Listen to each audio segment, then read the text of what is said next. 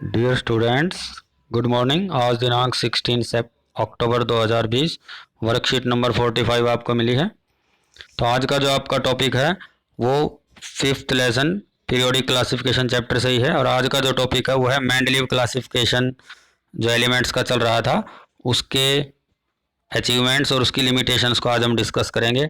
तो सबसे पहले मैं उसकी पुरानी बात को बता देता हूँ। मेंडलीव रशिया का एक साइंटिस्ट था जिसने सबसे पहले एक पीरियोडिक टेबल बना के एटॉमिक मास के बेस्ड उसको रखा था, अरेंजमेंट किया था एलिमेंट्स का। उसने 63 एलिमेंट्स को ही अरेंज किया था और 63 की मैं आपको पिछली उसमें पिक्चर भी भेज चुका हूँ। ये आपको यहाँ पर पहली लाइन में दिख जाएगा कि उसने 63 एलिमेंट्स को पीरियोडिक टेबल में अरेंज किया था और एटॉमिक मास के ऊपर वो बेस्ड थे। और उसमें जो वर्टिकल कॉलम है उसे ग्रुप बोलते हैं और जो हॉरिजॉन्टल कॉलम है उसे पीरियड बोलते हैं। यानी कि ऊपर से नीचे वाले को ग्रुप और बाएं से दाएं वाले को पीरियड बोलते हैं। ये हम बात पिछली बार पढ़ चुके हैं। तो आज का जो हमारा टॉपिक है वो उसकी अचीवमेंट्स के बारे में है, यानी कि उसने जो उपलब्धि क्या ग्रहण की अपनी इस टेबल के बाद। सबसे पहला मेंडलीव ने अपनी टेबल में कुछ स्थान खाली छोड़ दिए थे जिनकी उस टाइम खोज भी नहीं हुई थी। उसने पहले से ही पता लगा लिया था कि कुछ एलिमेंट्स बाद में ऐसी डिस्कवरी होगी एलिमेंट्स की जो आज हमें नहीं पता, लेकिन उसने उनकी प्रॉपर्टीज पहले बता दी थी। उसने उनके लिए एक वर्ड लिया था इक्का। इक्का का मतलब होता है पहले। तो इक्का बोरॉन, इक्का बोरॉन का मतलब बोरॉन तो है आज के दिन, बोरॉन तो पहले है, लेकिन उसके बाद एक एलिमेंट आएगा जिसका उस टाइम खोज नहीं हुई थी और वो बाद में आया, उसका नाम स्कैंडियम मिला उसको। ऐसे इक्का एल्यूमिनियम का मतलब एल्यूमिनियम तो पहले है, उसके बाद की जगह उसने खाली छोड़ी। इक्का सिलिकॉन, सिलिकॉन तो आज है, पहले नंबर पर है, लेकिन उसके बाद जो है उसकी जगह खाली छोड़ दी। तो बाद में उन तीनों की जब खोज हुई तो इक्का बोरॉन मिला स्कैंडियम, इक्का एल्यूमिनियम था गैलियम और इक्का सिलिकॉन था जर्मेनियम। मतलब यह है कि जर्मेनियम, गैलियम और स्कैंडियम तीनों की खोज बाद में हुई और उनकी जगह पहले से ही खाली छोड़ दी गई थी। दूसरा जो मेन पॉइंट है उसका, अच्छा यहाँ पर आप देख लीजिए, उसने उनकी प्रॉपर्टीज पहले ही बता दी थी। जैसे इक्का एल्यूमिनियम की उसने पहले बता दी, उसने एल्यूमिनियम की प्रॉपर्टीज के बेस पर बता दिया कि एक एलिमेंट आएगा जिसका मास कितना होगा, 69.7 होगा, फार्मूला Ga2O3। ऐसे उसने पहले से ही प्रेडिकेशन हमें बता दी थी कि ऐसा कुछ होगा। तो ये उसका एक अच्छा पॉइंट था कि उसने अपनी टेबल में पहले से ही खाली स्थान छोड़ दिया। दूसरा जो मेन पॉइंट है कि बाद में जब मेंडलीव के पीरियोडिक टेबल के टाइम पर नोबल गैसेस की खोज नहीं हुई थी। जैसे आपको नोबल गैसेस के नाम पता है, नियॉन है, जीनॉन है, हीलियम है, आर्गन है। ये गैसेस उस टाइम डिस्कवर नहीं थी, लेकिन बाद में जब इन गैसेस की खोज हुई तो उनको ईजिली मेंडलीव की पीरियोडिक टेबल में रखा जा सका बिना उसकी टेबल को डिस्टर्ब किए। यानी कि उसका एक अच्छा पॉइंट था कि उसकी टेबल को बिना डिस्टर्ब किए नए एलिमेंट्स, नोबल गैसेस को उसमें रखा जा सका।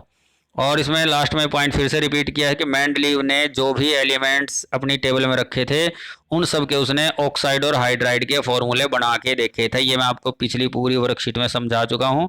तो ये उसका एक अच्छा पॉइंट था, ये उसका बेस था। मेंडलीव की पीरियोडिक टेबल का मेन बेस ये था कि इंक्रीजिंग एटॉमिक मास था और उनके ऑक्साइड और हाइड्राइड उसने बना के देखे थे। उसके बाद लेकिन उसकी भी एक कमी थी जिसके बेस पे उसको फेल कर दिया गया। तो उसकी लिमिटेशन सुनो ध्यान से।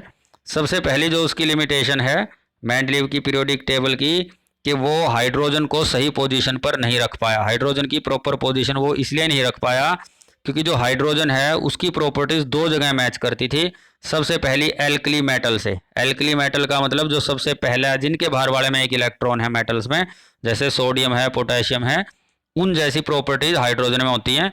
लेकिन हाइड्रोजन की कुछ प्रॉपर्टीज हेलोजन से भी मिलती हैं। हेलोजन वो है जिनके बाहर वाले में 7 इलेक्ट्रॉन होते हैं, जैसे कि क्लोरीन, फ्लोरीन। तो हाइड्रोजन की प्रॉपर्टीज दो जगह मैच कर रही थी, एल्कली मेटल से भी और हेलोजन से भी।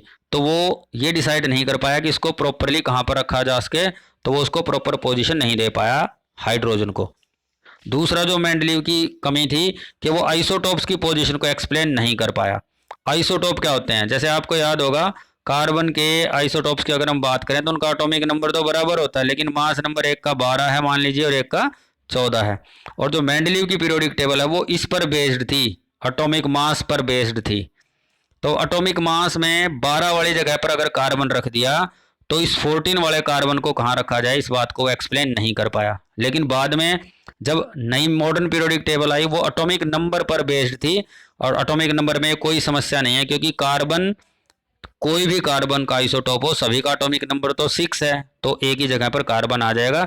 जबकि ये जो पीरियोडिक टेबल है मेंडलीव की, ये एटॉमिक मास पर बेस्ड है एटॉमिक मास में कार्बन का 12 भी होता है और एक आइसोटोप का 14 भी है, तो कार्बन को कहाँ रखा जाए इस बात को वो एक्सप्लेन नहीं कर पाया। तो proper position of isotopes could not be explain by the Mendeleev. और थर्ड मेन पॉइंट जो उसका था कि atomic mass do not increase in a regular manner, उसने एटॉमिक मास को बिल्कुल एक ही सीक्वेंस में बढ़ते हुए क्रम में नहीं रखा, उसने उसमें अपनी उसकी कंटिन्यूटी को डिस्टर्ब किया था। जैसे आप टेबल पिछली बार आपने देखी थी, फोटो है आपके पास, एनसीईआरटी में भी है, कोबाल्ट और निकल का केस आप देख सकते हो। कोबाल्ट और निकल के केस में उसने एटॉमिक मास को डिस्टर्ब किया हुआ है। तो ये सारी बातें इसकी कमियां थी, इसके बेस पे इसको फेल कर दिया गया। तो इसके बेस पे वो आपने आज के क्वेश्चंस को देखना है, तो बड़े ही इजी और सारे इसी टेबल में से आप कर सकते हो। सबसे पहला जो क्वेश्चन है, who is known as the father of periodic table. तो ये फादर ऑफ पीरियोडिक टेबल का डायग्राम आपको दिख रहा है, उसका फोटो है। फादर ऑफ पीरियोडिक टेबल का नाम आप पूरा लिखोगे पिछली टेबल से देख के। मेंडलीव उसके नाम के लास्ट में आता है, पहले उसका नाम था दमित्री इवानोविस्की और लास्ट में मेंडलीव। तो स्पेलिंग आप लिख सकते हो दमित्री DMITRI और उसके बाद है IVANOVICK। तो ये आप एनसीईआरटी की बुक से या पिछली टेबल से देख सकते हो, इसका पूरा नाम आपने लिखना। उसके बाद है which important property did he use to classify the elements in the periodic table. उसने कौन सी प्रॉपर्टी को लिया था, तो उसने मेन जो प्रॉपर्टी ली थी वो ली थी ये वाली। मेंडलीव ने formula of oxide and hydride को लेके तब फॉर्मूले बनाए थे, ये उसकी बेसिक प्रॉपर्टी थी क्लासिफिकेशन की। तो आपका पहले क्वेश्चन का आंसर इन दोनों में से आ जाएगा, एक में इसका नाम और दूसरे में ये वाला पॉइंट। आगे है Mendeleev kept some blank space in the periodic table. ये भी मैंने डिस्कस किया था कि मेंडलीव ने कई जगह पर खाली स्थान छोड़े थे, तो वो कौन सी जगह खाली थी, तो वो जो खाली जगह थी उनके जगह पर कौन से एलिमेंट आए ये भी आपने बताने हैं। तो आप वहाँ पर लिखोगे जिनकी खोज नहीं हुई थी वो ये एलिमेंट थे, और उसने पहले से जो उनके नाम बताए थे वो ये थे। तो उसने नाम रखा इक्का बोरोन, और जब खोज होगी तो वो एलिमेंट निकला स्कैंडियम।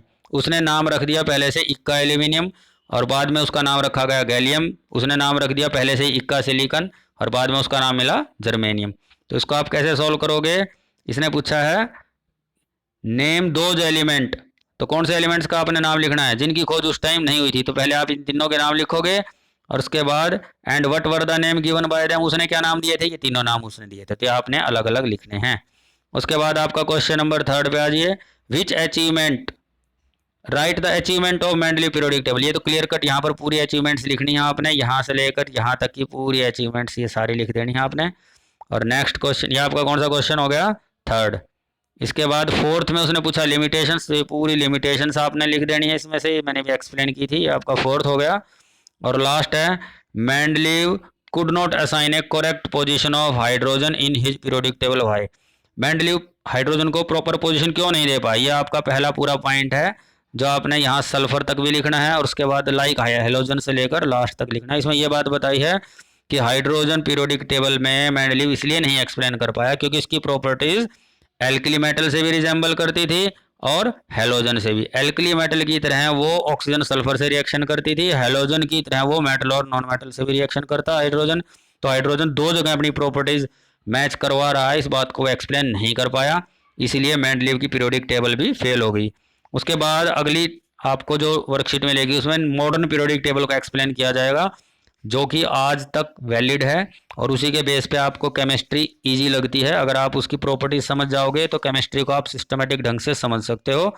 तो आज का टॉपिक इतना ही था, आपको कोई डाउट हो आप पूछ सकते हो। इसे साफ साफ अपनी नोटबुक में करके आप इसे एक्सप्लेन करो, ध्यान से करो इसको। और आज के लिए इतना ही बहुत है।